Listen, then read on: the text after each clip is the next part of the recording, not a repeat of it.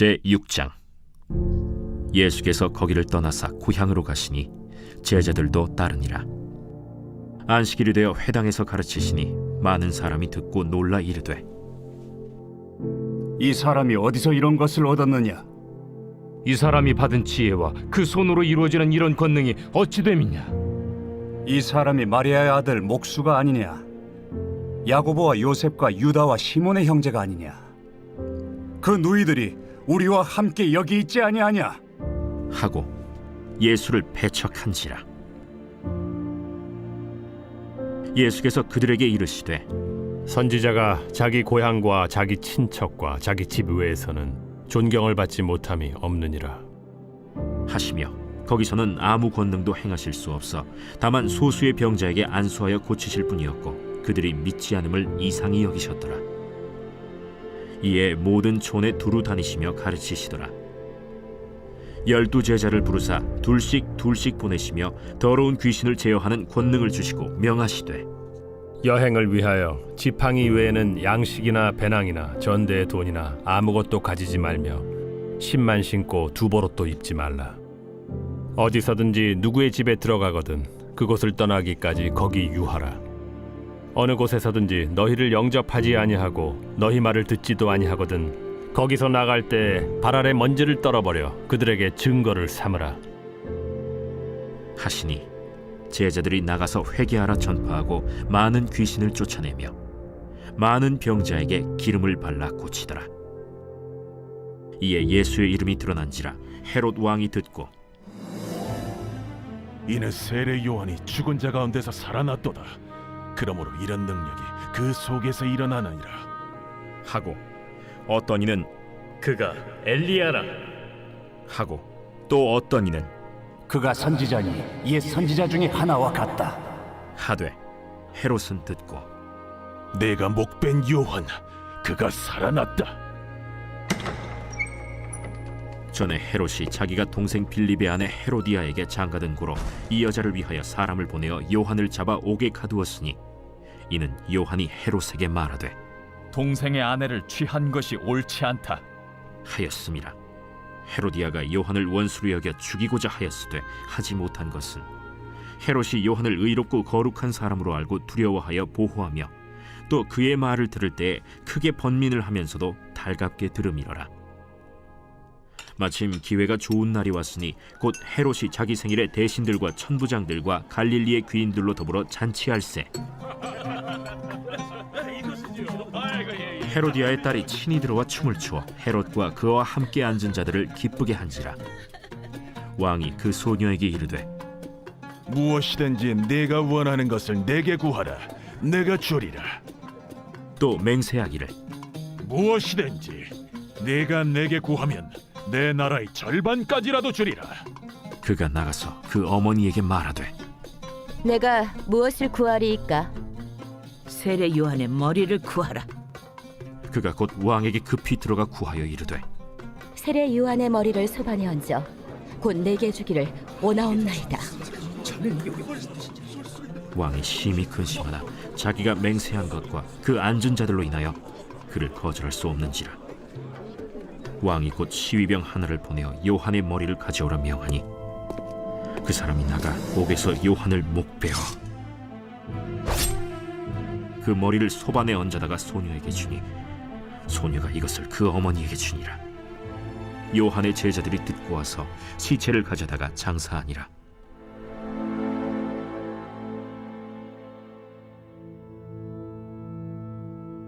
사도들이 예수께 모여 자기들이 행한 것과 가르친 것을 낱낱이 고하니 너희는 따로 한적한 곳에 가서 잠깐 쉬어라. 이는 오고 가는 사람이 많아 음식 먹을 겨를도 없음이라. 이에 배를 타고 따로 한적한 곳에 갈새 그들이 가는 것을 보고 많은 사람이 그들인 줄 안지라. 모든 고을로부터 도보로 그곳에 달려와 그들보다 먼저 갔더라. 예수께서 나오사 큰 무리를 보시고 그 목자 없는 양 같음으로 인하여 불쌍히 여기사 이에 여러 가지로 가르치시더라. 때가 저물어 가매 제자들이 예수께 나와 이것은 빈들이요 날도 저물어 가니 무리를 보내어 두루 촌과 마을로 가서 무엇을 사 먹게 하옵소서. 너희가 먹을 것을 주라. 우리가 가서 200데나리온의 떡을 사다 먹이리까? 너희에게 떡 몇 개나 있는지 가서 보라. 떡 5개와 물고기 2마리가 있더이다. 하거늘 제자들에게 명하사 그 모든 사람으로 때를 지어 푸른 잔디 위에 앉게 하시니 때로 100명씩 또는 50명씩 앉은지라. 예수께서 떡 5개와 물고기 2마리를 가지사 하늘을 우러러 축사하시고 떡을 떼어 제자들에게 주어 사람들에게 나누어 주게 하시고 또 물고기 2마리도 모든 사람에게 나누심에 다 배불리 먹고 남은 떡 조각과 물고기를 12바구니에 차게 거두었으며 떡을 먹은 남자는 5,000명이었더라. 예수께서 즉시 제자들을 재촉하사 자기가 무리를 보내는 동안에 배 타고 앞서 건너편 벳세다로 가게 하시고 무리를 작별하신 후에 기도하러 산으로 가시니라. 저물매 배는 바다 가운데 있고 예수께서는 홀로 무태 계시다가 바람이 거스름으로 제자들이 힘겹게 노젓는 것을 보시고 밤 사경쯤에 바다 위로 걸어서 그들에게 오사 지나가려고 하시며 제자들이 그가 바다 위로 걸어오심을 보고 유령인가 하여 소리 지르니 그들이 다 예수를 보고 놀랍니다.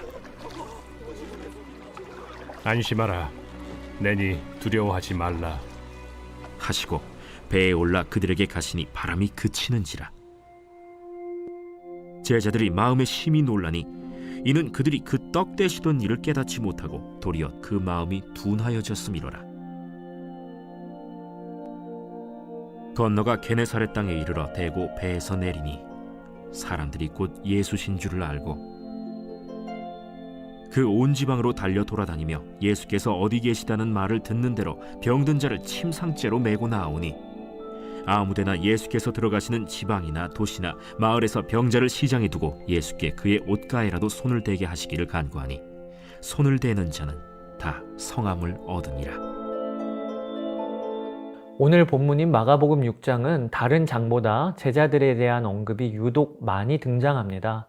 저는 예수님의 제자도라는 주제를 가지고 오늘 본문이 묵상이 되어졌습니다. 예수님 공생의 기간에는 두 부류가 예수님 곁에 있었습니다. 하나는 모였다가 흩어지는 무리이고 하나는 예수님의 제자들입니다. 우리는 무리가 아니고 예수님의 제자로 부르심을 받았는데 예수님의 제자란 과연 누구인가? 어떻게 사는 것이 예수님의 제자의 삶에 마땅한 삶인가? 오늘 본문을 통해 몇 가지로 정리해 보고자 합니다. 첫째, 예수님의 제자는 예수님과 늘 함께하는 자입니다. 6장 1절은 이렇게 시작을 합니다. 예수께서 거기를 떠나사 고향으로 가시니 제자들도 따르니라. 여기 따르니라 라는 헬라어 단어 하콜루데오는 직역하면 함께 같은 길에 있다라는 뜻입니다. 그러니까 제자들은 예수님과 늘 함께 있는 자들이었습니다. 여러분, 제자인 우리에게도 요구되는 것은 예수님과 늘 함께 있는 것입니다.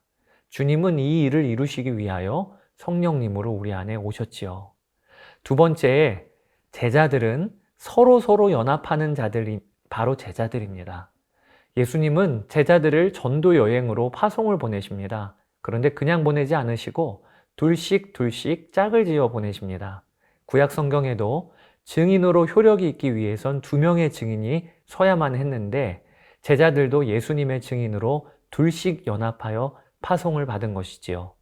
폴 트루니의 박사가 이런 말을 했습니다. 이 세상에서 혼자서는 못하는 2가지가 있다. 하나는 결혼이고 하나는 그리스도인이 되는 것이다 라고 했습니다. 제자의 삶은 공동체와 함께 경험되어지고 제자의 사명도 연합으로 이루어지는 것임을 잊지 말아야 하겠습니다. 오늘 본문에도 제자들은 둘씩 짝을 지어 전도 여행을 떠났습니다. 예수님은 그들에게 귀신을 제어하는 권능을 주시고 병을 고칠 능력을 행하도록 하셨습니다. 지금도 우리가 함께 기도하면 귀신이 떠나가고 병 고침을 받는 역사가 일어나는 일임을 믿고 또 경험을 하고 있습니다. 또 셋째, 제자는 누구인가? 제자들은 세상에 먹을 것을 주는 자들입니다.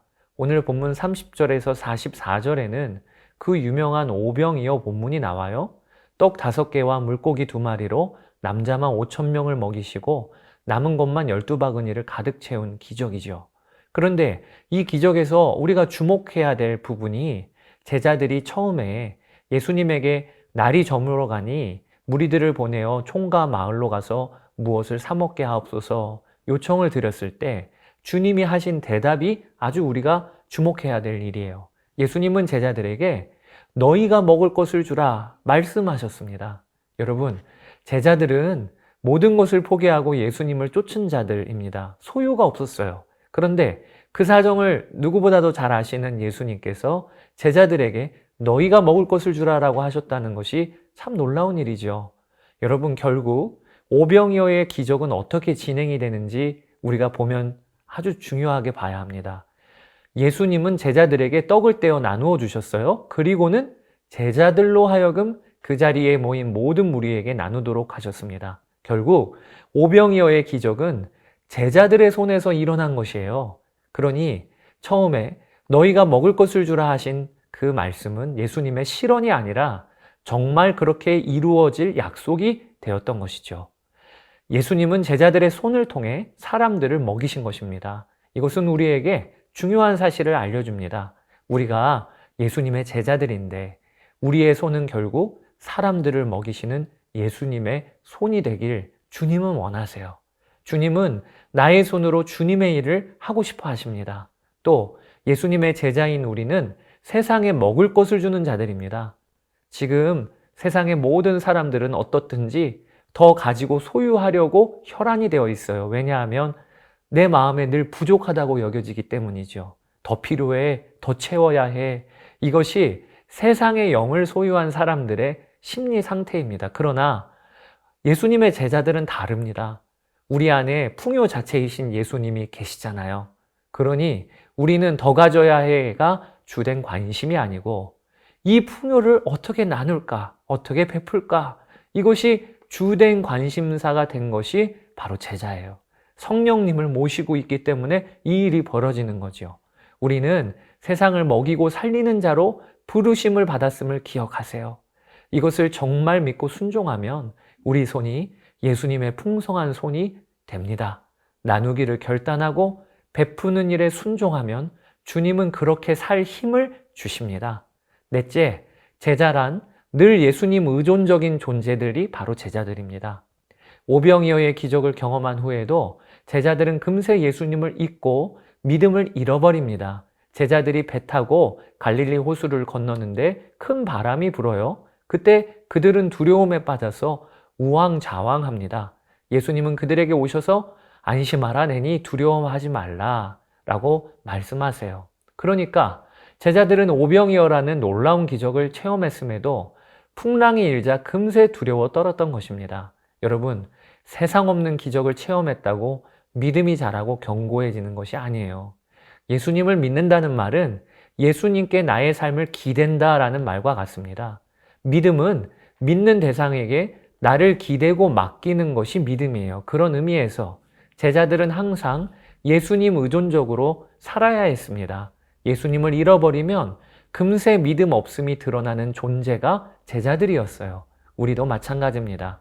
신앙생활은 독립이 없습니다. 우리는 언제나 예수님이 필요한 예수님 의존적인 존재일 뿐입니다. 오늘 하루도 나의 믿음 없음을 주께 고백하며 주님 바라보며 주님 의지하며 살 때에만 풍랑이 일어나는 바다도 능히 건널 수 있는 것입니다. 내가 약할 그때가 강함이라 바울은 고백했는데 왜 그러냐면 내가 약함을 알면 예수님 의지하기 때문에 그렇게 고백하는 것이죠. 오늘 하루도 우리에게는 예수님이 필요합니다. 그런 제자의 삶을 사시는 여러분 되시기를 축복합니다. 감사합니다.